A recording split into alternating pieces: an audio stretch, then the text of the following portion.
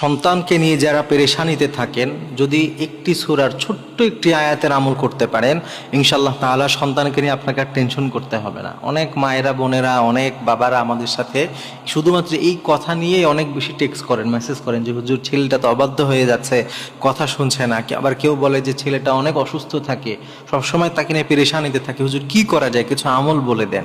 তো এই একটি আমল, যেটি কোরআনের আয়াত, সূরা সাফফার একটি আয়াত, ছোট্ট একটি আয়াত, এই আয়াতের আমল করলে আপনার ছেলেকে নিয়ে, সন্তানকে নিয়ে, ছেলে হোক মেয়ে হোক, তাকে নিয়ে ইনশাআল্লাহ তাআলা কোনো টেনশন করতে হবে না ইনশাআল্লাহ। বিশেষ করে আপনার শরীর, আপনার ছেলে যদি অসুস্থ থাকে, কিংবা কোনো দুষ্ট জিনের যদি, জিন্নাতে কোনো প্রবলেম থাকে, কিংবা অবাধ্য থাকে। অনেক সময় বাচ্চারা এমন হয়, অত্যন্ত জেদি, প্রচণ্ড জেদি হয়ে যায়, কথা বললে শুনতে চায় না, আপনি যেইটাই বলেন ও তার উল্টা করে। অনেক সময় আছে এমন, সে যদি কোনো কিছু জিদ করে চায়, এটা আমার লাগবে মানে তাকে দিতে হবে, না দিলে অনেক অ্যাবনর্মাল বিহেভিয়ার করে, ভাঙচুর করে, খেতে চায় না, উল্টাপাল্টা করে।